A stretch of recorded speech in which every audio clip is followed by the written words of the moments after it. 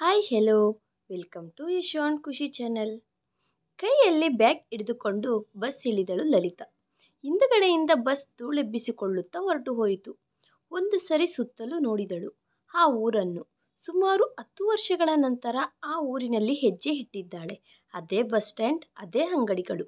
ಹೊರಗಡೆ ಬಂದ ತಕ್ಷಣ ಕಾಣಿಸುವ ಹೋಟೆಲ್, ಅದೇ ಬಾಳೆಹಣ್ಣಿನ ಅಂಗಡಿ, ಗೋಳಿ ಸೋಡಾ ಅಂಗಡಿ, ಹೂವಿನ ಅಂಗಡಿಗಳು.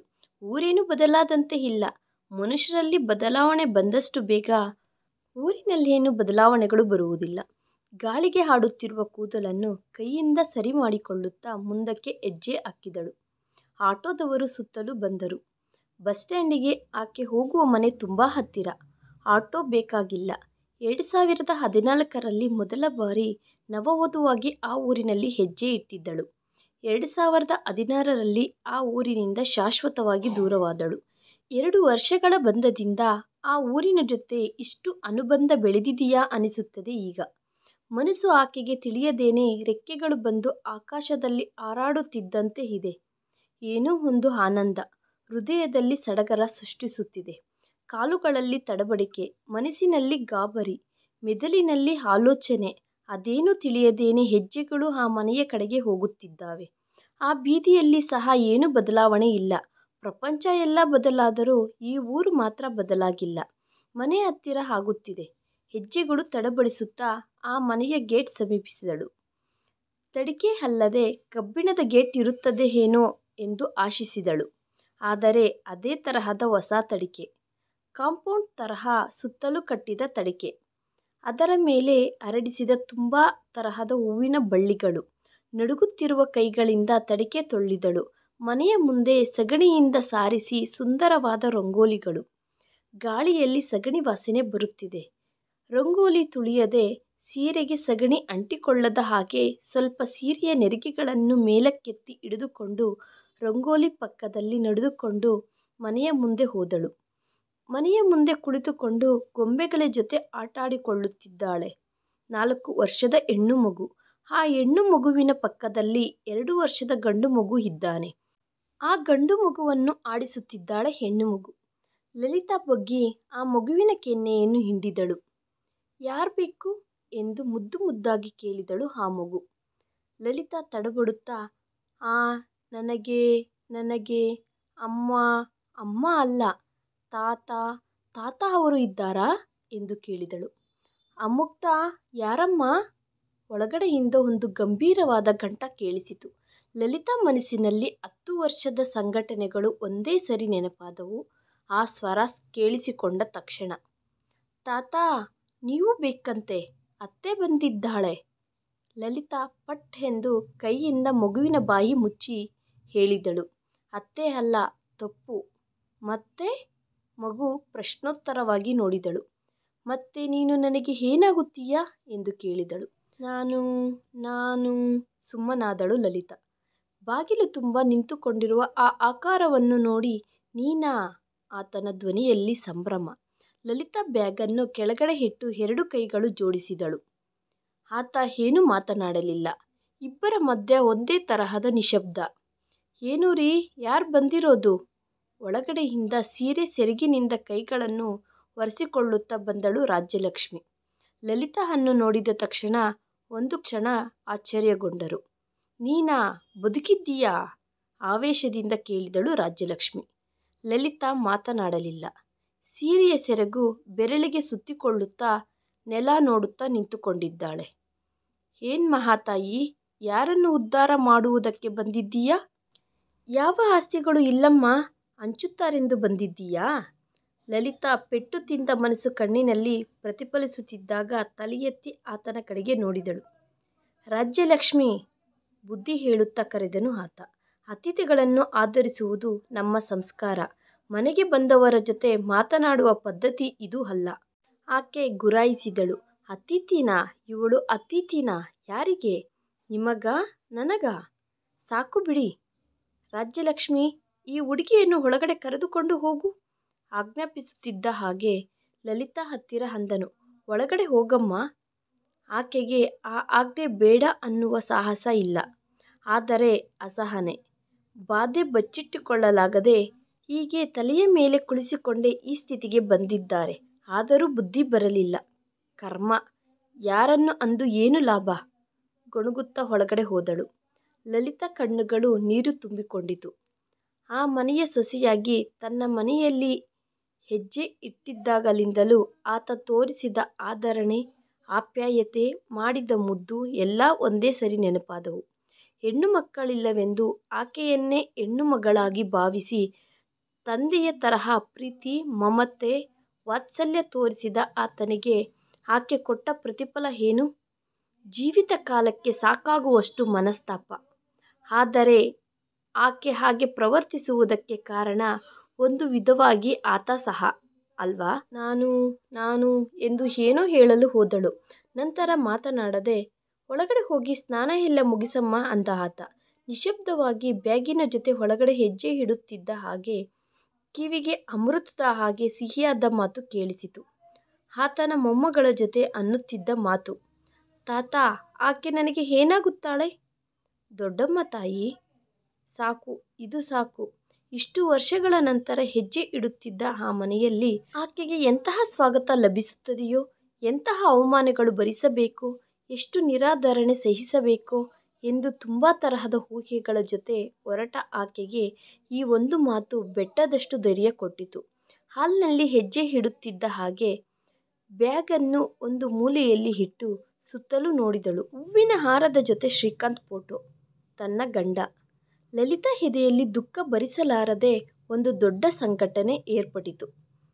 ಪ್ರೀತಿಸಿ ಆಸೆಪಟ್ಟು ಮದುವೆ ಮಾಡಿಕೊಂಡು ಆತನೂ ಸುಖ ಪಡದೆ ಹೆಂಡತಿಗೂ ಸುಖ ಕೊಡದೆ 2 ವರ್ಷ ಪ್ರತ್ಯಕ್ಷ ನರಕ ತೋರಿಸಿದ ಗಂಡ.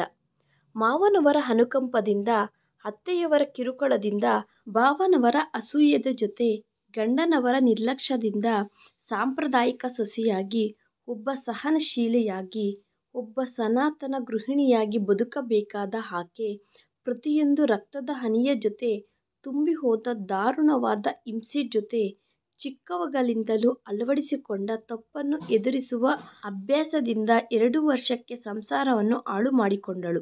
ಗಂಡನನ್ನು ಬಿಟ್ಟು ಅತ್ತೆಯವರನ್ನು ಎದುರಿಸಿ ಮಾವನವರನ್ನು ಕ್ಷೋಭೆ ಇಟ್ಟು ಬೇಸರ ಮಾಡಿಕೊಂಡು ಆ ಮನೆಯನ್ನು ಬಿಟ್ಟು ಊರು ದಾಟಿ ತವರು ಮನೆಗೆ ಸೇರಿದಳು. ಮಧ್ಯದಲ್ಲಿ ನಿಲ್ಲಿಸಿದ ಓದು ಪೂರ್ತಿ ಮಾಡಿ ಗೃಹಿಣಿ ಪಾತ್ರಕ್ಕೆ ರಾಜೀನಾಮೆ ಮಾಡಿ ಜಾಬ್ಗೆ ಹೋದಳು. ಕಾಲ ಕಳೆಯಿತು. ಆಕೆಯ ತಂದೆ ಮತ್ತೆ ಮದುವೆ ಮಾಡಿಕೊ ಅಂದನು. ಡೈವರ್ಸ್ ಪೇಪರ್ಸ್ ಕಳುಹಿಸಿದಳು. ಆದರೆ ಡೈವರ್ಸ್ ಕೊಟ್ಟು ಆಕೆಯನ್ನು ಸ್ವೇಚ್ಛೆಯಾಗಿ ಬಿಡುವುದು ಇಷ್ಟ ಆಗಲಿಲ್ಲ ಶ್ರೀಕಾಂತ್ಗೆ. ಅದಕ್ಕೆ ಸೈನ್ ಮಾಡಲಿಲ್ಲ. ಆತ ಸೈನ್ ಮಾಡದೇ ಇದ್ದಿದ್ದರಿಂದ ಆತ ಆಕೆಯ ಮೇಲೆ ಇರುವ ಪ್ರೀತಿಯಿಂದ ಎಂದು ಯಾವತ್ತಿಗಾದರೂ ಬದಲಾಗಿ ಆಕೆಯನ್ನು ಮತ್ತೆ ಕರೆದುಕೊಂಡು ಹೋಗುತ್ತಾನೆ ಎಂದು ನಂಬಿದಳು. ಆದರೆ ಕಾಲ ಕಳೆದಂತೆ ತಿಳಿಯಿತು, ಅದು ಕೇವಲ ಆಕೆಯ ಮೇಲೆ ದ್ವೇಷ ಸಾಧಿಸುವುದಕ್ಕೆ ಎಂದು. ಆತ ಮಾತ್ರ ಮತ್ತೆ ಮದುವೆ ಮಾಡಿಕೊಂಡನು. ತಾಯಿ ಕೋರಿಕೆಯಂತೆ ಆ ವಂಶೋದ್ಧಾರಕನಿಗೋಸ್ಕರ ಮಕ್ಕಳನ್ನು ಸಹ ಹೆತ್ತನು.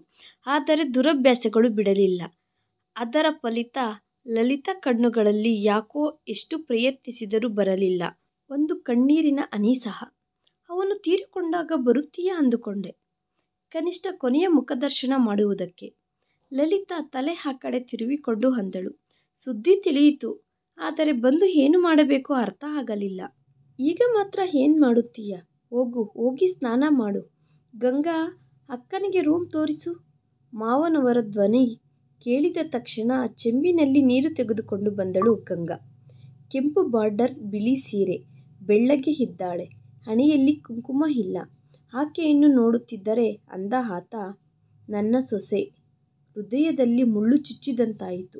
30 ವರ್ಷ ಸಹ ದಾಟದ ವಯಸ್ಸು. ಶ್ರೀಕಾಂತ್ಗಿಂತ ಬಹುಶಃ 10 ರಿಂದ 12 ವರ್ಷ ಚಿಕ್ಕವಳಾಗಿರಬಹುದು. ಇಷ್ಟು ಚಿಕ್ಕ ಹುಡುಗಿನ ಮದುವೆ ಮಾಡಿಕೊಂಡಿದ್ದಾನೆ. ವಿನಯ, ಸಹನೆ ಇರುವ ಹುಡುಗಿ. ರಾಜ್ಯಲಕ್ಷ್ಮಿಯವರ ಆಸೆಯಂತೆ ಅವರು ರೂಪಿಸಿಕೊಂಡ ಸಾಧ್ವಿಮಣಿಯಾಗಿದ್ದಾಳೆ. ಆಕೆಯ ಸಾಂಗತ್ಯದಲ್ಲಿ ಆತನ ಕೋರಿಕೆ, ಅಂದರೆ ಹೆಂಡತಿ ಗುಲಾಮಳಾಗಿ ಇರಬೇಕೆಂಬ ಕೋರಿಕೆ ನೆರವೇರಿರುತ್ತದೆ. ಸೊಸೆ ಎಂದರೆ ಮನೆಯವರಿಗೆಲ್ಲ ಸೇವೆಗಳು ಮಾಡುವವಳು, ಮಕ್ಕಳನ್ನು ಹೆತ್ತು ವಂಶ ನಿಲ್ಲಿಸುವವಳು, ಮನೆಯಲ್ಲಿ ಎಷ್ಟು ಅನ್ಯಾಯಗಳು ನಡೆದರೂ ಉಸಿರೆತ್ತದೆ ಸಹಿಸಿಕೊಂಡಿರಬೇಕೆಂಬುದೇ ರಾಜ್ಯಲಕ್ಷ್ಮಿ ಕೋರಿಕೆ. ಓರ್ಗಿತ್ತಿ ಎಂದರೆ ಆಕೆ ಹೇಳಿದಂತೆ ಕೇಳಿ ಆಕೆ ಕೈ ಹಿಡಿತದಲ್ಲಿ ಇರಬೇಕೆಂಬ ಮನಸ್ತತ್ವ ಹೊಂದಿರುವ ಅಕ್ಕನವರ ಆಸೆ. ತಮ್ಮನ ಹೆಂಡತಿ ತನ್ನ ಹೆಂಡತಿಗೆ ಸಂಬಳವಿಲ್ಲದ ಕೆಲಸದವಳಾಗಬೇಕೆಂಬುದೇ ಭಾವನವರ ಆಸೆ. ಎಲ್ಲ ವಿಧವಾಗಿ ಅವರಿಗೆ ಇಷ್ಟವಾದ ಹುಡುಗಿ. ಪಾಪ ಈ ಹುಡುಗಿ ಭವಿಷ್ಯತ್ತೇನೋ. ಎದೆಯನ್ನು ಸೀಳಿಕೊಂಡು ಬರುತ್ತಿರುವ ನಿಟ್ಟುಸಿರನ್ನು ತಡೆದುಕೊಂಡು ಬಾತ್ರೂಮ್ ಕಡೆಗೆ ನಡೆದಳು. ಇವಳು ಮತ್ತೆ ಯಾಕೆ ಬಂದಳೋ? ಗಂಡ ತೀರಿಕೊಂಡಿದ್ದಾನೆ ಎಂದು ಗೊತ್ತು ಅಲ್ವಾ? ಮತ್ತೆ ಆ ಅಲಂಕಾರ ಏನು? ಮತ್ತೆ ಮದುವೆ ಮಾಡಿಕೊಂಡಿದ್ದಾಳೇನೋ? ಓರ್ಗಿತಿಯ ಧ್ವನಿ. ಎಷ್ಟು ವರ್ಷಗಳಾದರೂ ಗುರುತು ಹಿಡಿಯಬಲ್ಲಳು. ಅದಕ್ಕೆ ಅಲ್ವಾ ಗಂಡನನ್ನು ಬಿಟ್ಟು ಹೋಗಿದ್ದು. ಇಷ್ಟ ಬಂದಂಗೆ ತಿರುಗಾಡುವುದಕ್ಕೆ ಅಭ್ಯಾಸ ಬಿದ್ದವರಿಗೆ ಗಂಡ ಯಾಕೆ, ಸಂಸಾರ ಯಾಕೆ? ಅಬ್ಬಾ, ಆ ಶೋಕಿ ಏನು ಎಂದು ಅತ್ತೆಯವರು ಗೊಣಗುತ್ತಿದ್ದಾರೆ. ಬೇಡದೇ ಇರುವ ವಿಷಯಗಳೆಲ್ಲ ತಲೆ ಮೇಲೆ ಹಾಕಿಕೊಳ್ಳುವುದು ತುಂಬ ಚೆನ್ನಾಗಿ ಅಭ್ಯಾಸವಾಗಿದೆ. 10 ವರ್ಷಗಳಾದ ಮೇಲೆ ಇಲ್ಲಿಗ್ಯಾಕೆ ಬಂದಿದ್ದಾಳಂತೆ? ಕನಿಷ್ಠ ಅವನು ತೀರಿಕೊಂಡಾಗ ಕೊನೆಯ ಬಾರಿ ನೋಡುವುದಕ್ಕಾದರೂ ಬರಲಿಲ್ಲ. ಆಸ್ತಿಗಳೇನಾದರೂ ಹಂಚುತ್ತಾರೆಂದು ಬಂದಿದ್ದಾಳೇನೋ? ನಮಗೇನು ಸಂಬಂಧ ಇಲ್ಲ ಎಂದು ಹೇಳಿ ಎಂದು ಭಾವನವರ ಆದೇಶಗಳು. ಲಲಿತಾ ಏನು ಮಾತನಾಡದೆ ಬಾತ್ರೂಮ್ ಒಳಗಡೆ ಹೋದಳು. ಸ್ನಾನ ಮುಗಿಸಿ ಬರುವಷ್ಟರಲ್ಲಿ ಗಂಗಾ ಕಾಫಿ ಕೊಟ್ಟಳು. ಮಾತನಾಡಿಸಿದರೆ ಬೇಸರದಿಂದ ಸಮಾಧಾನ ಹೇಳಿ ತಪ್ಪಿಸಿಕೊಂಡು ಹೊರಟು ಹೋಗುತ್ತಿದ್ದಾಳೆ. ಸಾಯಂಕಾಲದ ತನಕ ಮಾವನವರು ಆಗಾಗ ಸ್ವಲ್ಪ ಸ್ವಲ್ಪ ಮಾತನಾಡಿಸುತ್ತಾ ಗಂಗಾ ಕಾಫಿ, ಟಿಫನ್, ಊಟ ಎಲ್ಲ ಏರ್ಪಾಟುಗಳು ಮಾಡುವುದರಲ್ಲಿಯೇ ಕಳೆದು ಹೋಯಿತು. ಉಳಿದವರು ಯಾರೂ ಮಾತನಾಡಿಸಲಿಲ್ಲ. ಸ್ವಲ್ಪ ಬಾಧೆ ಅನಿಸಿದರೂ ಯಾವಾಗಲೂ ಅಭ್ಯಾಸವಾದ ಈ ಬೇಸರ, ಛೀಮಾರಿ, ಚುಚ್ಚು ಮಾತುಗಳು ಹೊಸದಾಗಿ ಬಾಧೆ ಪಡುವುದೇನಿಲ್ಲ. ನಿಜ ಹೇಳಬೇಕೆಂದರೆ ಆಕೆ ಇಲ್ಲಿಗೆ ಬರುವುದು ತಪ್ಪೇ. ಆದರೆ 1 ತಿಂಗಳ ಹಿಂದೆ ತೀರಿಕೊಂಡ ಶ್ರೀಕಾಂತ್ ಜ್ಞಾಪಕಗಳಾದರೂ ಆಕೆಯ ಜೊತೆ ಉಳಿಸಿಕೊಳ್ಳಲು ಅವುಗಳಿಗೋಸ್ಕರ ಬಂದಿದ್ದಾಳೆ. ಮದುವೆಯ ಬಟ್ಟೆಗಳು, ಆತ ಬರೆದ ಪ್ರೇಮಪತ್ರಗಳು ಎಲ್ಲ ಇರುವ ಒಂದು ಬ್ಯಾಗ್ ಇಲ್ಲಿ ಇದ್ದು ಹೋಗಿದೆ. ಮನುಷ್ಯ ತೀರಿಕೊಂಡರೂ ಆತನ ಜ್ಞಾಪಕಗಳು ಕೆಲವು ತನ್ನ ಜೊತೆಯಲ್ಲಿ ಇದ್ದಾವೆ. ಆತ ಯಾವತ್ತಿಗಾದರೂ ಬದಲಾಗುತ್ತಾನೆ ಎಂದು ಒಂದು ಚಿಕ್ಕ ಆಶಾಕಿರಣ ಬೆಳಕಿಗಾಗಿ ನಿರೀಕ್ಷಿಸಿದಳು. ನಿರೀಕ್ಷೆಯಲ್ಲಿ ಎಷ್ಟು ಕಾಲ ಕಳೆಯಿತೋ ತಿಳಿದುಕೊಳ್ಳುವಷ್ಟರಲ್ಲಿ ಎಲ್ಲ ಮುಗಿದು ಹೋಗಿದೆ. ನೀನು ಮತ್ತೆ ಮದುವೆ ಮಾಡಿಕೊಂಡಿದ್ದೀಯಾ ಅಂದುಕೊಂಡೆ. ಲಲಿತಾ ಬೆಚ್ಚಿಬಿದ್ದಳು. ಮಾವನವರು ಹೊರಗಡೆ ಮನೆಯ ಮುಂದೆ ಜಗಲಿ ಕಲ್ಲಿನ ಮೇಲೆ ಕುಳಿತುಕೊಳ್ಳುತ್ತಾ ಅಂದರು. ಆ ಅವಕಾಶ ಕೊಡಬಾರದೆಂದೇ ಅಲ್ವಾ ನಿಮ್ಮ ಮಗ ಡೈವರ್ಸ್ ಪೇಪರ್ಸ್ ಮೇಲೆ ಸೈನ್ ಮಾಡಲಿಲ್ಲ. ಆದರೆ ಡೈವರ್ಸ್ ತೆಗೆದುಕೊಳ್ಳದೇ ಇದ್ದರೂ ಅವನು ಮದುವೆ ಮಾಡಿಕೊಂಡಿದ್ದಾನಲ್ವಾ? ಅದೇ ಪುರುಷ ಅಹಂಕಾರ ಅಂದರೆ ಅನ್ನಬೇಕು ಅಂದುಕೊಂಡಳು. ಆದರೆ ಇಷ್ಟು ವರ್ಷಗಳ ನಂತರ ಕಾಣಿಸಿದ ಆತನ ಮನಸ್ಸು ಗಾಯ ಮಾಡಬೇಕು ಅನಿಸಲಿಲ್ಲ. ಆ ಆಲೋಚನೆ ಮನಸ್ಸಿಗೆ ತಟ್ಟುವಷ್ಟರಲ್ಲಿ ವಯಸ್ಸು ದಾಟಿ ಹೋಗಿದೆ ಅಂದಳು. ನಿನ್ನನ್ನು ಹೆತ್ತ ಮಗಳಂತೆ ನೋಡಿದ್ದಕ್ಕೆ ಕೊನೆಯ ದಿನಗಳಲ್ಲಿ ಒಂದು ಸಾರಿ ಕಾಣಿಸಿದೆ. ತುಂಬ ಸಂತೋಷ. ಆತನ ಕಣ್ಣುಗಳಲ್ಲಿ ನಿಜವಾದ ಆನಂದದಿಂದ ಕೂಡಿದ ಕಾಂತಿ. ನಿಮಗೆ ಆ ದಿನ ಮಾತು ಕೊಟ್ಟಿದ್ದೆ ಕಾಣಿಸುತ್ತೇನೆ ಎಂದು. ಆದರೆ ಅವಕಾಶನೇ ಸಿಗಲಿಲ್ಲ. ಆ ಅವಕಾಶ ನನಗೆ ನಾನು ಏರ್ಪಡಿಸಿಕೊಳ್ಳುವುದಕ್ಕೆ ಕೆಲವು ಜ್ಞಾಪಕಗಳು ಇಲ್ಲೇ ಬಿಟ್ಟು ಹೋಗಿದ್ದೆ. ಆದರೆ ಇಷ್ಟು ಕಾಲ ಯಾವುದೋ ನಿರೀಕ್ಷಣೆಯಿಂದ ಕಳೆದಿದ್ದಕ್ಕೇನೋ ವಾಯಿದೆ ಆಗುತ್ತಾ ಬಂದೆ. ಈಗ ನಿರೀಕ್ಷಣೆ ಅವಸರ ಇಲ್ಲ ಅಲ್ವಾ? ಅವನು ತೀರಿಕೊಂಡಾಗ ಫೋನ್ ಮಾಡಿಸಿದೆ. ಕೊನೆಯ ಬಾರಿ ಅವನ ಮುಖವನ್ನಾದರೂ ನೋಡುತ್ತೀಯಾ ಎಂದು.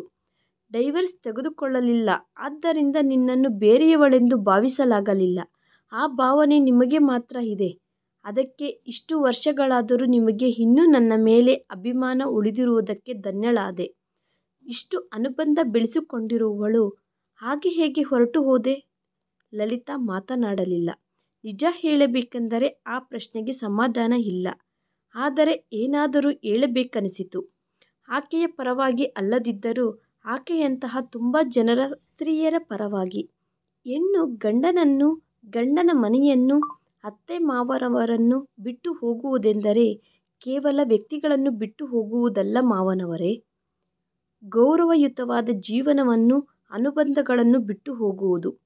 ಇಷ್ಟ ಬಂದಂತೆ ತಿರುಗಾಡಬೇಕೆಂದು, ಒಂಟಿಯಾಗಿ ಬದುಕಬೇಕೆಂದು ಯಾವ ಹೆಣ್ಣು ಕೋರಿಕೊಳ್ಳುವುದಿಲ್ಲ. ಪರಿಸ್ಥಿತಿಗಳು ಅಷ್ಟೇ. ಅನುಬಂಧಗಳ ಜೊತೆ ಸ್ವಲ್ಪ ಆಪ್ಯಾಯತೆ, ಗಂಡನಿಂದ ಸ್ವಲ್ಪ ಅನುರಾಗವನ್ನು, ಗೌರವವನ್ನು, ಆಕೆಗೊಂದು ಬೆಲೆಯನ್ನು, ತನ್ನ ವ್ಯಕ್ತಿತ್ವಕ್ಕೆ ರಕ್ಷಣೆ ಕೋರಿಕೊಳ್ಳುತ್ತಾಳೆ. ಆಕೆ ಯಂತ್ರದಂತೆ ಅಲ್ಲದೆ ಆಕೆಗೊಂದು ಅಸ್ತಿತ್ವವನ್ನು ಆಶಿಸುತ್ತಾಳೆ. ಅವು ದೂರವಾದಾಗ ಅವುಗಳನ್ನು ಹುಡುಕಿಕೊಳ್ಳುತ್ತಾ ಹೋಗುವುದರಲ್ಲಿ ತಪ್ಪಿರುತ್ತದೆಯಾ? ಆತ್ಮಾಭಿಮಾನ ಇರುವ ಒಬ್ಬ ಹೆಣ್ಣು ಗುಲಾಮಳಾಗಿ ಇರಬಲ್ಲಳಾ? ನನ್ನ ದೂರ ಆತನಲ್ಲಿ ಬದಲಾವಣೆ ತರುತ್ತದೆ ಎಂದು ಆಶಿಸಿದೆ. ಆವೇಶ ಆವೇದನೆಯಿಂದ ಕೂಡಿರುವ ಸ್ವರದಲ್ಲಿ ಅಂದಳು ಲಲಿತಾ. ಗಂಡನ ಹತ್ತಿರ ಆತ್ಮಾಭಿಮಾನ ಏನಮ್ಮ?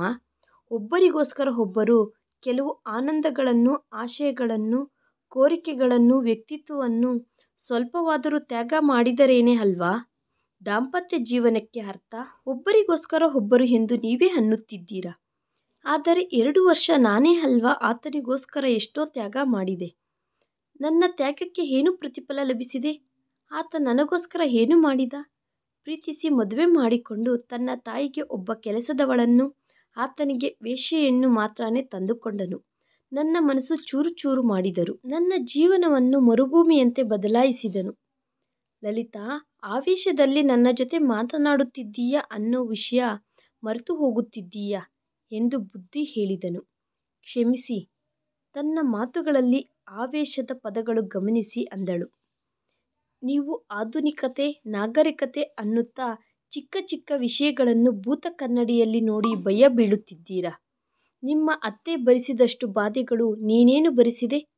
ನಾನು ಯಾವ ದಿನಾನೂ ಆಕೆಯ ಮಾತುಗಳಿಗಾಗಲಿ ಆಲೋಚನೆಗಳಿಗಾಗಲಿ ಹುಲ್ಲುಕಡ್ಡಿಯಷ್ಟು ಸಹ ಬೆಲೆ ಕೊಡಲಿಲ್ಲ. ನಮ್ಮ ಅಮ್ಮ ಆಕೆಗೆ ತುಂಬ ಕಾಟ ಕೊಟ್ಟಳು. ಎಲ್ಲ ಸಹಿಸಿಕೊಂಡಿದ್ದರಿಂದ ಈ ದಿನ ಗಂಡ, ಮಕ್ಕಳು, ಸೊಸೆಯರು, ಅಳಿಯಂದಿರು, ಮೊಮ್ಮಕ್ಕಳ ಜೊತೆ ಸಂತೋಷದಿಂದ ಕೂಡಿರುವ ಮನೆಗೆ ಯಜಮಾನಿಯಾದಳು. ನಮ್ಮದು ಗೌರವನೀಯವಾದ ಕುಟುಂಬವಾಗಿ ಸಮಾಜದಲ್ಲಿ ಒಂದು ಸ್ಥಾನವನ್ನು ಸಂಪಾದಿಸಿಕೊಂಡಳು. ಸಮಾಜದಲ್ಲಿ ಸ್ಥಾನ ಕುಟುಂಬಗಳಿಗೆ ಮಾತ್ರ, ವ್ಯಕ್ತಿಗಳಿಗೆ ಇಲ್ಲ ಅಂತೀರ ಮಾವ? ಆತ ಸಮಾಧಾನ ಹೇಳಲಿಲ್ಲ. ಏನು ಹೇಳುತ್ತಾನೆ? ಲಲಿತಾ ರಾಜ್ಯಲಕ್ಷ್ಮಿ ಅಲ್ಲ. ಒಂದು ಕಾಲದಲ್ಲಿ ಹೆಣ್ಣು ಮಕ್ಕಳೆಲ್ಲ ರಾಜ್ಯಲಕ್ಷ್ಮಿಗಳೇ. ಆದರೆ ಈ ಕಾಲದಲ್ಲಿ ಎಷ್ಟೋ ಜನ ಲಲಿತರು.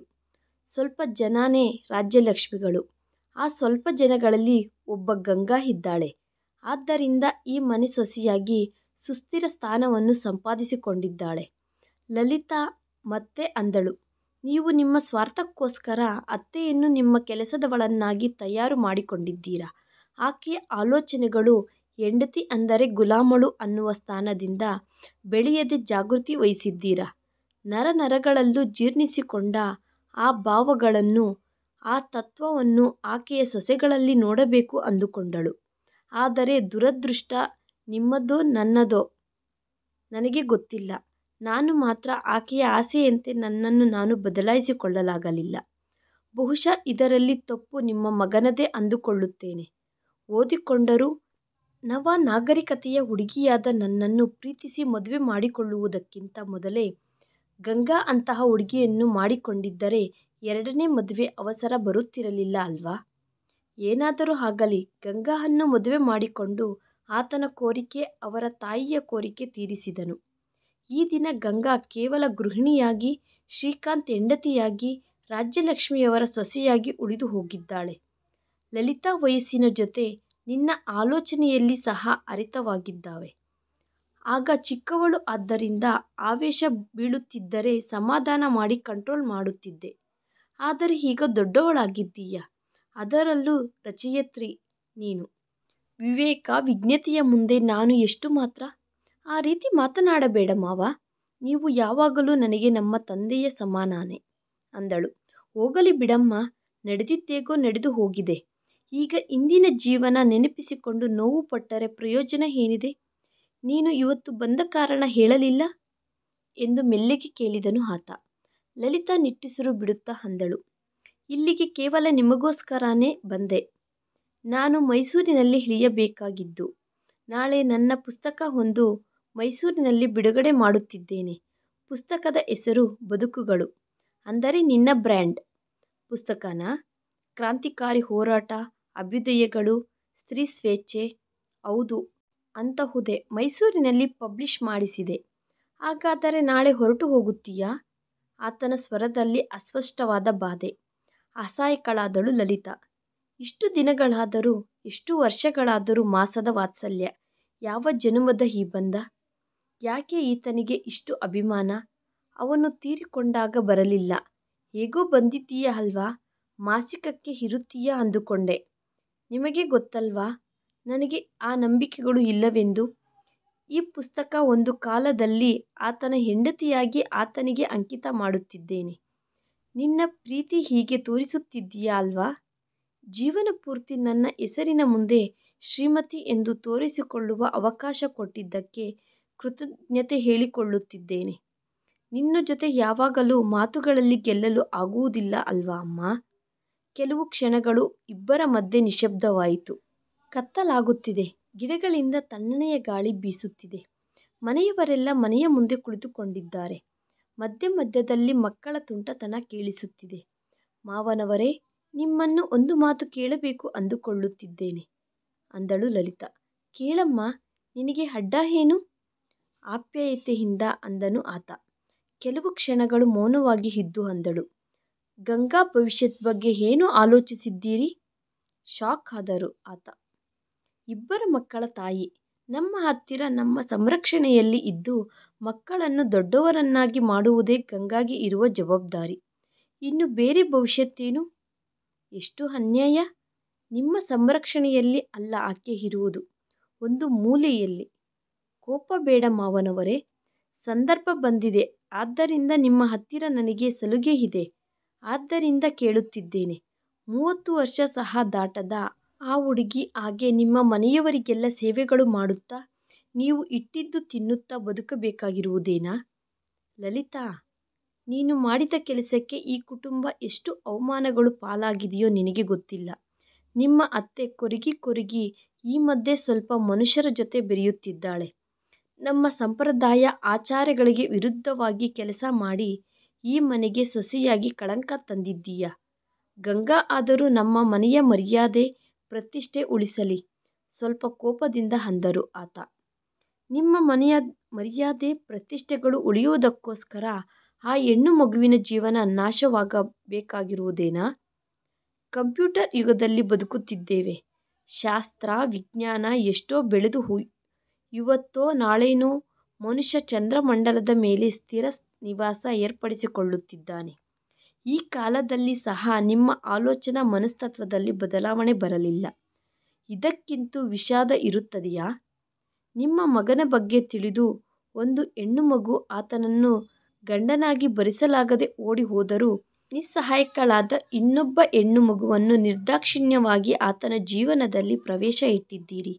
ಕೇವಲ ನಿಮಗೆ ವಂಶೋದ್ಧಾರಕ ಬೇಕೆಂದು ಆಕೆಯನ್ನು ಬಲಿ ಕೊಟ್ಟಿದ್ದೀರಿ. ಈಗಲಾದರೂ ಆಕೆ ಭವಿಷ್ಯತ್ತಿಗೆ ದಾರಿ ತೋರಿಸಿ ನಿಮ್ಮ ವಿಶಾಲವಾದ ಹೃದಯವನ್ನು ತೋರಿಸಿಕೊಳ್ಳಿ. ಆತ ಆಶ್ಚರ್ಯಪಟ್ಟನು. ಏನದು ಲಲಿತಾ ಅನ್ನುತ್ತಿರುವುದು? ಏನು ಮಾಡು ಅನ್ನುತ್ತಿದ್ದಾಳೆ ಆಕೆಯನ್ನು? ಏನು ಮಾಡು ಅನ್ನುತ್ತಿದ್ದೀಯ ಲಲಿತಾ? ನಡುಗುವ ಧ್ವನಿಯಿಂದ ಕೇಳಿದನು. ಭಯ ಬೀಳಬೇಡಿ ಮಾವನವರೇ. ಮೊದಲು ಆಕೆಗೆ ತನ್ನ ಕಾಲಿನ ಮೇಲೆ ತಾನು ನಿಂತುಕೊಳ್ಳುವ ಶಕ್ತಿಯನ್ನು ಧೈರ್ಯವನ್ನು ಕೊಡಿ. ಆರ್ಥಿಕವಾಗಿ ಆಕೆಗೆ ಸ್ವಾತಂತ್ರ್ಯ ಕಲ್ಪಿಸಿದರೆ ಜೀವನ ಪೂರ್ತಿ ನಿಮ್ಮ ದಯಾ ದಾಕ್ಷಿಣ್ಯ ಮೇಲೆ ಆಧರಿಸಿ ಬದುಕಬೇಕಾದ ಅವಸರ ಇರುವುದಿಲ್ಲ ಅಲ್ವಾ? ಇದು ಲಲಿತಾ ಆಗಿ ನನ್ನ ಸಲಹೆ. ಮಾವನವರ ತಲೆಯ ಮೇಲೆ ಸುತ್ತಿಗೆಯಿಂದ ಹೊಡೆಯುತ್ತಿದ್ದಂತೆ ಇದೆ. ಇದು ಹೇಗೆ ಸಾಧ್ಯ? ಕೆಲವು ನಿಮಿಷಗಳ ನಂತರ ದೃಢವಾಗಿ ಅಂದನು. ಈ ಮನೆಗೆ ಕೆಲವು ನಿಯಮಗಳಿದ್ದಾವೆ. ಅವುಗಳನ್ನು ನೀನೇಗೋ ಸಮಾಧಿ ಮಾಡಿದ್ದೀಯ. ಗಂಗಾ ಅನ್ನು ಹಾಗೆ ಬದುಕಲು ಬಿಡು ಲಲಿತಾ. ಅವಳ ಮನಸ್ಸನ್ನು ಹಾಳು ಮಾಡಬೇಡ.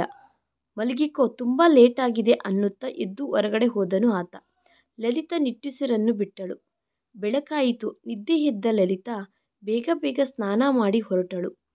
ಗಂಗಾ ಕಾಫಿ ತಂದುಕೊಟ್ಟು ಮೌನವಾಗಿ ಒಳಗಡೆ ಹೊರಟು ಹೋದಳು. ಮಕ್ಕಳು ನಿದ್ದೆ ಎದ್ದಿದ್ದಾರೇನೋ ಒಂದು ಸರಿ ನೋಡಿ ಹತ್ತಿರಕ್ಕೆ ಕರೆದುಕೊಂಡು ಅವರಿಗೆ ಏನಾದರೂ ಕೊಡಬೇಕು ಅಂದುಕೊಂಡಳು. ಆದರೆ ಮಕ್ಕಳು ಎದ್ದಿರಲಿಲ್ಲ. ರಾಜ್ಯಲಕ್ಷ್ಮಿಯವರಾದರೆ ನಿನ್ನೆಯಿಂದ ಮಾತನಾಡಿಸಲಿಲ್ಲ. ಬೇಕಾಬಿಟ್ಟಿಯಾಗಿ ಊಟ ಬಡಿಸಿದಳು. ಅದು ಮಾವನವರ ಭಯದಿಂದ. ಉಳಿದವರು ಯಾರೂ ಮಾತನಾಡುವುದಿಲ್ಲ ಎಂದು ಗೊತ್ತು. ಗಂಗಾ ಒಂದು ಯಂತ್ರದಂತೆ ಕೆಲಸ ಮಾಡುವುದು ಬಿಟ್ಟರೆ ಮಾತನಾಡಿದ್ದು ಕೇಳಲಿಲ್ಲ. ಲಲಿತಾ ಕಾಫಿ ಕುಡಿಯುತ್ತಾ ಆಲೋಚಿಸುತ್ತಾ ಆಕೆ ಬಂದಿದ್ದಕ್ಕೆ ಆನಂದಿಸಿ ಹೋಗುತ್ತಿದ್ದಾಳೆ ಎಂದು ವಿಚಾರಿಸುವ ಒಬ್ಬೇ ಒಬ್ಬ ವ್ಯಕ್ತಿಗೋಸ್ಕರ ನೋಡುತ್ತಿದ್ದಾಳೆ. ಆದರೆ ಆತ ಕಾಣಿಸಲಿಲ್ಲ. ಲಲಿತಾ ಗ್ಲಾಸ್ ಕಿಟಕಿಯಲ್ಲಿ ಇಟ್ಟು ಒಳಗಡೆ ಬಗ್ಗಿ ನೋಡುತ್ತಾ ಗಂಗಾ ಎಂದು ಕರೆದಳು. ಗಂಗಾ ಹೊರಗಡೆ ಬಂದು, ಮಾವನವರು ಇಲ್ಲವಾ? ಇಲ್ಲ, ದೇವಸ್ಥಾನಕ್ಕೆ ಹೋಗಿದ್ದಾರೆ. ಗಂಗಾ ತುಂಬ ಸೌಮ್ಯವಾಗಿ ಆನ್ಸರ್ ಹೇಳಿದಳು. ಯಾವಾಗ ಬರುತ್ತಾರೆ? ಏನಾದರೂ ಹೇಳಿದರಾ? ಇಲ್ಲ, ನಿಮಗೆ ಅದು ಕೊಡು ಅಂದರು. ಬೆರಳಿನಿಂದ ಒಂದು ಮೂಲೆಯಲ್ಲಿ ಇಟ್ಟಿರುವ ಬ್ಯಾಗನ್ನು ತೋರಿಸಿದಳು. ಲಲಿತಾಗೆ ಶಾಕ್ ಹೊಡೆದಂತೆ ಆಯಿತು. ಅದೇ ಆಕೆ ಆ ಮನೆಯಲ್ಲಿ ಬಿಟ್ಟು ಹೋದ ಜ್ಞಾಪಕಗಳ ಖಜಾನೆ. ಇದು ಇಲ್ಲಿ ಇಟ್ಟಿದ್ದಾರೆಂದರೆ ಇನ್ನು ಹೋಗಿ ಬಾ ಎಂದು ಆಕೆಗೆ ಆತ ಶಾಶ್ವತವಾದ ಬಿಡುಗಡೆ ಬಿಟ್ಟಂತೇನಾ? ಲಲಿತಾ ಎದೆಯ ಮೇಲೆ ಸುತ್ತಿಗೆಯಿಂದ ಹೊಡೆದಂತಾಯಿತು. ಈ ಕಾಲಕ್ಕೆ ಮೊದಲ ಸಾರಿ ಮಾವನವರು ತನ್ನ ಬಗ್ಗೆ ತೋರಿಸಿದ ನಿರಾಧರಣೆ. ತಡೆದುಕೊಳ್ಳಲಾಗಲಿಲ್ಲ. ಆ ಬ್ಯಾಗ್ ಮುಟ್ಟಿಕೊಳ್ಳಲಿಲ್ಲ. ಅದು ಇಲ್ಲಿ ಬಿಟ್ಟಿರುವ ಕಾರಣ ಬೇರೆ. ಮಾವನವರ ಕೋರಿಕೆ ತೀರಿಸುವುದಕ್ಕೆ. ಆಕೆ ಇನ್ನೊಂದು ಸಾರಿ ಈ ಮನೆಗೆ ಬರಬೇಕೆಂದರೆ ಅದೇ ನೆಪ ಇಟ್ಟು ಅದಕ್ಕೋಸ್ಕರ ಬಂದಿದ್ದೇನೆ ಎಂದು ಹೇಳಬಹುದು ಅಂದುಕೊಂಡಳು. ಆದರೆ ಈಗ ಅವಸರ ಇಲ್ಲ. ಇನ್ಯಾಕೆ ಈ ಜ್ಞಾಪಕಗಳು? ಬ್ಯಾಗನ್ನು ತೆಗೆದುಕೊಂಡು ಬೇಗ ಬೇಗ ಬಸ್ ಸ್ಟ್ಯಾಂಡ್ಗೆ ಬಂದಳು. ಮನಸ್ಸು ಒಡೆದು ಚೂರು ಚೂರು ಆದಂತೆ ಅನಿಸಿತು. ವಿಷಾದದಿಂದ ತುಂಬಿದ ಹೃದಯ ಭಾರವಾಗಿ ಇದೆ. ಕಣ್ಣೀರು ಘನೀಭವಿಸಿದವು. ಯಾವ ಆಪ್ಯಾಯತೆ ಆಕೆಗೆ ಆ ಮನೆಯಿಂದ ಇಷ್ಟು ಕಾಲ ದೂರವಾದರೂ ಈ ದಿನ ಒಳಗಡೆ ಬರಿಸಿದೆಯೋ, ಆ ಆಪ್ಯಾಯತೆ ಆಕೆಗೆ ದೂರವಾದ ಈ ಊರಿನ ಜೊತೆ, ಈ ಮನೆಯ ಜೊತೆ ಪೂರ್ತಿಯಾಗಿ ಅನುಬಂಧ ಮುರಿದುಕೊಂಡು ಆ ದಿನಕ್ಕಿಂತ ಈ ದಿನ ಆ ವೇದನೆ ಜಾಸ್ತಿಯಾಗುತ್ತಿದೆ. ಆ ದಿನ ಮತ್ತೆ ಯಾವತ್ತಿಗಾದರೂ ಬರುತ್ತೇನೆ ಅನ್ನುವ ಆಸೆ. ಆದರೆ ಈ ದಿನ ಬಸ್ ಬಂದಿತು. ಬಾಧೆ ಪಡುತ್ತಾ ಹೋಗಿ ಬಸ್ಸಿನ ಕಂಬಿಯನ್ನು ಗಟ್ಟಿಯಾಗಿ ಹಿಡಿದುಕೊಂಡು ಬಸ್ ಹತ್ತಲು ಹೋದ ಲಲಿತಾ ಭುಜದ ಮೇಲೆ ಭಾರವಾಗಿ ಒಂದು ಕೈ ಬಿದ್ದಿದ್ದರಿಂದ ತಕ್ಷಣ ತಿರುಗಿ ನೋಡಿದಳು. ಪ್ರಶಾಂತವಾಗಿ ಮಾವನವರ ಮುಖ. ಆತನ ಪಕ್ಕದಲ್ಲಿ ಕೈಯಲ್ಲಿ ಬ್ಯಾಗ್ ಹಿಡಿದುಕೊಂಡು ಗಂಗಾ. ಶಾಕ್ ಆದಳು ಲಲಿತಾ. ಮಾವನವರೇ, ನೀವಾ? ಮಾವನವರು ಗಂಭೀರವಾಗಿ ನಕ್ಕರು. ನಾನೇನಮ್ಮ? ರಾತ್ರಿಯೆಲ್ಲ ಆಲೋಚಿಸಿ ನಾನು ತುಂಬ ಸ್ವಾರ್ಥಪರನೆಂದು ನಿಜ ಗ್ರಹಿಸಿದೆ. ನನ್ನ ಸ್ವಾರ್ಥಕ್ಕೋಸ್ಕರ ಗಂಗಾ ಜೀವನ ಈಗಾಗಲೇ ನಾಶ ಮಾಡಿದ್ದೇನೆ. ಇನ್ನು ಹಾಗೆ ನಡೆಯಬಾರದು. ಈ ಅಮಾಯಕಳಿಗೆ ಸರಿಯಾದ ಗೈಡ್ ನೀನೇ. ಅದಕ್ಕೆ ನಿನಗೆ ಒಪ್ಪಿಸಬೇಕೆಂದು ಬಂದೆ. ನಾನು ಈ ವಾಸ್ತವವನ್ನು ನಂಬಲು ಆಗುತ್ತಿಲ್ಲ. ಮತ್ತೆ ಮಕ್ಕಳು? ಅಮಾಯಕವಾಗಿ ಕೇಳಿದಳು. ಮಕ್ಕಳು ನನ್ನ ವಂಶಕ್ಕೋಸ್ಕರ ಅಲ್ವಾ ಅಮ್ಮ? ಅವರ ಜವಾಬ್ದಾರಿ ನಾನು ಬದುಕಿರುವ ತನಕ ನನ್ನದೇ. ತಪ್ಪು ಮಾವನವರೇ. ಮಕ್ಕಳು ವಂಶಕ್ಕೋಸ್ಕರನೇ ಆದರೂ ತಾಯಿ ಮಕ್ಕಳಿಗೋಸ್ಕರನೇ. ಈ ನಿಜ ಮರೆತು ಹೋಗಬೇಡಿ. ಗಂಗಾ ಆಕೆಗೆ ಎಂದು ಒಂದು ಜೀವನವನ್ನು ಏರ್ಪಡಿಸಿಕೊಳ್ಳುವ ತನಕ ಅವರ ಸಂರಕ್ಷಣೆ ಭಾರ ನಿಮ್ಮದೇ. ಲಲಿತಾ, ಆ ದಿನ ನೀನು ಮನೆಯಿಂದ ಹೊರಟು ಹೋಗುತ್ತಿದ್ದರೆ ಆವೇಶದಲ್ಲಿ ಆಲೋಚನೆ ಮರೆತು ಹೊರಟು ಹೋಗುತ್ತಿದ್ದಾಳೆ. ಗೌರವನೀಯವಾದ ಭದ್ರತೆಯ ಜೀವನವನ್ನು ಹಾಳು ಮಾಡಿಕೊಳ್ಳುತ್ತಿದ್ದಾಳೆ ಎಂದು ಎಷ್ಟು ಬಾಧೆಗಳು ಪಡುತ್ತಾಳೋ, ಏನು ಮಾಡುತ್ತಾಳೋ ಎಂದು ನೋವು ಪಟ್ಟೆವು. ಆದರೆ ಸಾಹಸ ಮಾಡಿ ಹೋಗಿದ್ದಕ್ಕೆ ಎಷ್ಟೋ ಉನ್ನತವಾದ ಶಿಖರಕ್ಕೆ ಬೆಳೆದಿದ್ದಲ್ಲದೆ ನಿನ್ನ ರಚನೆಗಳಿಂದ ಇನ್ನೆಷ್ಟೋ ಜನಗಳಿಗೆ ಸ್ಫೂರ್ತಿಯನ್ನು ಕೊಡುತ್ತಿದ್ದೀಯ. ಬಹುಶಃ ಆ ದಿನ ನೀನು ಹೋಗದಿದ್ದರೆ ಈ ದಿನ ಗಂಗಾ ಸ್ಥಾನ ನಿನ್ನದೇ ಇರುತ್ತಿತ್ತು. ಅದಕ್ಕೆ ಅವತ್ತಿನ ನಿರ್ಣಯವನ್ನು ಈ ದಿನ ಮನಸ್ಫೂರ್ತಿಯಾಗಿ ಹರ್ಷಿಸುತ್ತಿದ್ದೇನೆ ಅಮ್ಮ. ಆತನ ಕಣ್ಣುಗಳಲ್ಲಿ ಆನಂದ ಬಾಷ್ಪಗಳು. ಅದೃಷ್ಟವಂತಳು ನಾನು. ಮಾವ, ಗಂಗಾವನ್ನು ಪೂರ್ತಿ ವ್ಯಕ್ತಿತ್ವ ತುಂಬಿದ ಹೆಣ್ಣಾಗಿ ನಿಮಗೆ ಒಪ್ಪಿಸುತ್ತೇನೆ. ನಿಮ್ಮ ಸೊಸೆಯಾಗಿ. ನನ್ನ ಸೊಸೆಯಾಗಿಯೇ ನಾನು ಬೇಕೆಂದು ಆಶಿಸಿದರೆ ಅದು ಮತ್ತೆ ನನ್ನ ಸ್ವಾರ್ಥನೇ ಆಗುತ್ತದೆ. ನನ್ನ ಮಗಳಾಗಿ ಆಹ್ವಾನಿಸುತ್ತೇನೆ. ಲಲಿತಾ ಹೃದಯ ಆತನ ಒಳ್ಳೆಯ ಗುಣಕ್ಕೆ ಅಭಿವಂದನೆ ಮಾಡಿದಳು ಮೌನವಾಗಿ. ಆಗ ಮಗಳ ಜೀವನ ಏನು ಮಾಡಬೇಕು ನಿರ್ಣಯಿಸುವ ಭಾರ ನಿಮ್ಮದೇ ಆಗುತ್ತದೆ ಮಾವ ಅಂದಳು. ನಾನು ಅಲ್ಲಿಯ ತನಕ ಬದುಕಿದ್ದರೆ ತಪ್ಪದೆ ಗಂಗಾಗೆ ಸುಂದರವಾದ ಬದುಕನ್ನು ಕೊಡುತ್ತೇನೆ. ಅಲ್ಲಿಯ ತನಕ ಈಕೆ ಬದುಕಿನ ಪುಸ್ತಕ ನಿನಗೆ ಕೊಡುತ್ತಿದ್ದೇನೆ. ಇದನ್ನು ಮತ್ತೆ ಬರೆದು ಆವಿಷ್ಕರಿಸುವ ಜವಾಬ್ದಾರಿ ನಿನ್ನದೇ. ಗಂಗಾ ಕೈಯನ್ನು ಲಲಿತಾ ಕೈಯಲ್ಲಿ ಇಟ್ಟನು. ಧನ್ಯಳಾದೆ ಅಂದಳು ಲಲಿತಾ. ಬಸ್ ಹತ್ತು ಅನ್ನುವ ಹಾಗೆ ವಿಸಿಲ್ ಹಾಕಿದನು ಕಂಡಕ್ಟರ್. ಗಂಗಾ ಬಗ್ಗಿ ಆತನ ಪಾದಗಳಿಗೆ ನಮಸ್ಕರಿಸಿದಳು. ಹೋಗಿ ಬರುತ್ತೇನೆ ಮಾವ. ಲಲಿತಾ ಕೈಗಳನ್ನು ಜೋಡಿಸಿದಳು. ಒಳ್ಳೆಯದಾಗಲಿ ಅಂದನು ಆತ ಇಬ್ಬರನ್ನು ಆಶೀರ್ವದಿಸುತ್ತಾ. ಧೂಳು ಎಬ್ಬಿಸಿಕೊಳ್ಳುತ್ತಾ ಹೋಗುತ್ತಿರುವ ಬಸ್ಸಿಗೆ ಹತ್ತಿಸಿ ಆಡಿಸುತ್ತಿರುವ ಲಲಿತಾ ಕೈ ಕಣ್ಣೀರಿನ ಪೊರೆಯ ಮಧ್ಯೆ ಅಸ್ಪಷ್ಟವಾಗಿ ಆತನ ಅಭಯ ಹಸ್ತದ ಹಾಗೆ ಕಾಣಿಸಿತು ಆತನಿಗೆ.